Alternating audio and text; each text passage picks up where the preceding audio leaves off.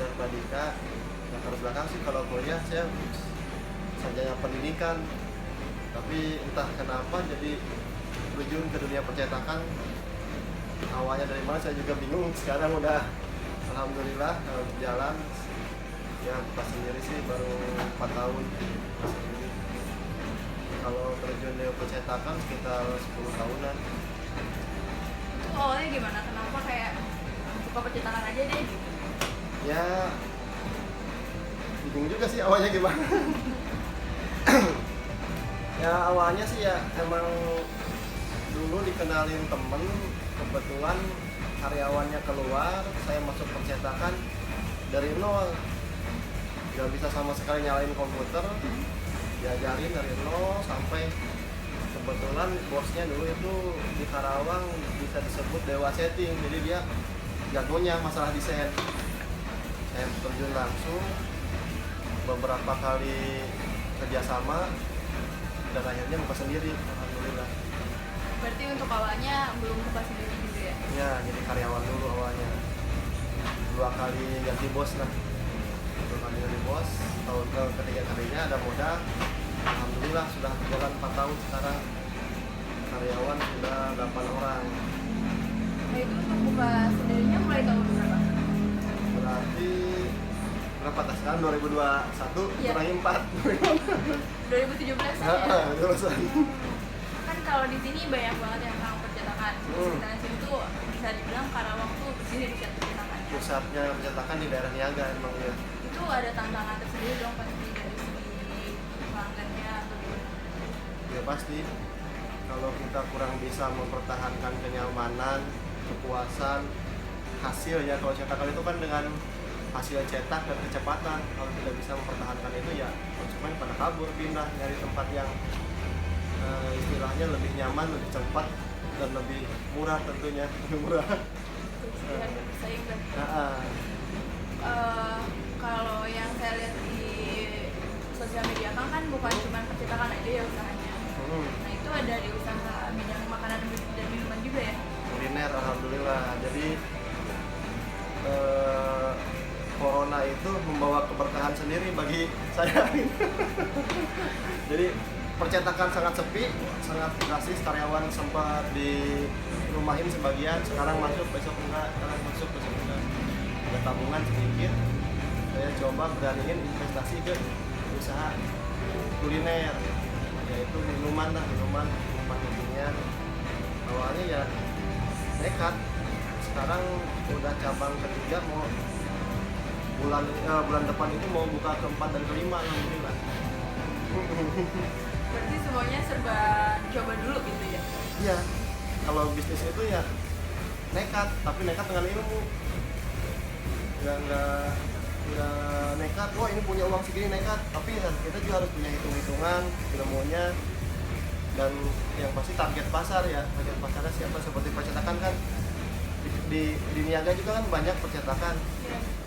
Ada yang target pasarnya konsumen langsung, ada juga agen. Nah, kalau kita percetakan harga itu 70% agen, dalam artian mereka buka pelang di rumah percetakan dan nyetaknya ke sini gitu, jadi kerjasama. Hampir 70% agen. Untuk namanya sendiri baik itu percetakan. Kenapa milih nama percetakan? Ada sejarahnya kah atau Aska itu siapa? Oh iya, Azga itu nama anak pertama saya ya, Muhammad Azga Pradika Al-Kajim. Jadi ya pas buka usia Azga itu baru beberapa bulan, ya udah saya pakai nama Azga, ya alhamdulillah membawa sangat keberkahan. Dalam jangka 4 tahun itu terbilang oleh rekan-rekan dari senior percetakan, Azga itu peningkatannya drastis sebenarnya, alhamdulillah berkat doa orang tua, tentunya istri, keluarga. Selama beberapa tahun ini buka percetakan dan bisnis yang lain, ada nggak sih pengalaman yang tidak menyenangkan? Banyak Boleh disebutin mungkin beberapanya buat pengalaman.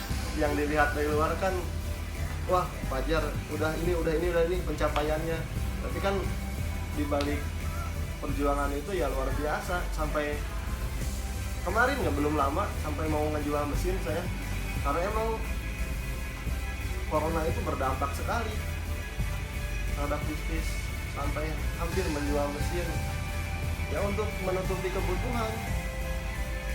Tapi ya dengan ikhtiar, doa, dan ya intinya doa sama-sama berdoa ya alhamdulillah bisa melewati masa-masa kemarin yang sangat sulit. Bekerja sama pembisnis itu ya kalau kerja 8 jam ya udah beres, tapi kalau wirausaha bisnis pagi berangkat kerja sampai pulang ke rumah itu pemikirannya terus ke bisnis, bagaimana caranya terus bisnis berkembang, karyawan sejahtera, konsumen tetap banyak, itu dipikirin terus. Makanya kalau usahanya ada 2 atau 3 kebagi fokusnya, yang ini ngambang. Jadi satu dulu fokus, udah berhasil cari kepercayaan, baru buka lagi yang lain. Jadi jangan kebagi-bagi. Jadi kalau buka bisnis, kita mau buka yang lain itu harus punya orang kepercayaan dulu dan harus settle di bisnis yang pertama ya Kak. Ya. Dulu jadi pelatih teater itu dagang emping, ikut komunitas musik, belajar kan jadi karyawan percetakan, sama satu lagi apa ya lupa, pokoknya ada 5 kegiatan lah gitu. Sama kuliah 5 kegiatan, dari 5 kegiatan itu harus ada yang dikorbanin. Kenapa saya harus ada yang fokus salah satu? Ya, kuliah nggak mungkin bisa ditinggalin, nah emang menunjang itu kuliah. Dagang emping, pelatih percetakan, kan akhirnya saya mengorbankan diri, saya pilih fokus di percetakan. Kenapa? Karena menurut perhitungan saya di percetakan itu sangat menjanjikan. Akhirnya fokus keluar dari namanya Atok yang Dewa Setting itu. Keluar dari Atok ada investor orang Chinese ya, orang Cina, dia naruh modal 100 juta nih, 100 juta buka sama saya. Cuman di pertengahan jalan ada sesuatu, akhirnya saya keluar, ada lagi yang ingin investasi ya Pak Yus itu, Pak Yus investasi buka juga percetakan dan bordir. Nah di pertengahan jalan ada modal, orang tua dapat pesangon, akhirnya buka sendiri, dari sendirian, berdua, bertiga, sampai berdelapan itu dalam jangka waktu 4 tahun. Kebetulan saya bukan orang yang suka ngopi dan ngerokok, jadi uang emang seluruh bisnis saya serahkan semuanya ke istri. Saya nggak pegang uang, paling uang cuman ya buat jajan, buat makan, bensin, semuanya serah istri. Dan kita sepakat ketika ada uang lebih diberikan alat-alat seperti ini yang nilainya ya udah di atas belasan juta atau mesin itu puluhan. Oh, untuk omset sendiri? Omset ya Per bulan? Omset per bulan nggak nentu sih ya. Paling kecil, paling besar nggak ada rate-nya? Saya kurang tahu kalau masalah keuangan, yang pasti per bulan gaji karyawan itu sekitar 16 jutaan. Untuk gaji karyawan sendiri? Gaji karyawan aja. Tapi omsetnya lebih dari segitu? Ya, per hari aja kalau per hari admin setor itu ya di angka paling kecil itu 1 juta. Berarti kalau rata 1 bulan itu untuk omset 50 jutaan lah ya? Paling kecil, paling besar pernah nyampe 16 juta sehari. Berarti Jadi gimana ini? Gimana kalau percetakan? Mana kayak lagi rame-rame, apalagi kalau musim undangan itu udah di atas 5 jutaan tiap hari musim undangan. Jadi kalau untuk omsetnya nggak nentu gimana? Dan itu kadang sepi ya, kayak kemarin sepi sehari cuma 300.000.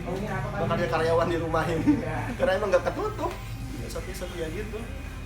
Makanya bisnis itu perlu mental yang cukup ya. Kalau istilahnya kalau mau untung terus ya jangan jadi pebisnis, kerja aja udah aman. Bisnis itu ya kata-kata orang yang udah sukses gitu, bisnis itu rugi, resikonya untung gede.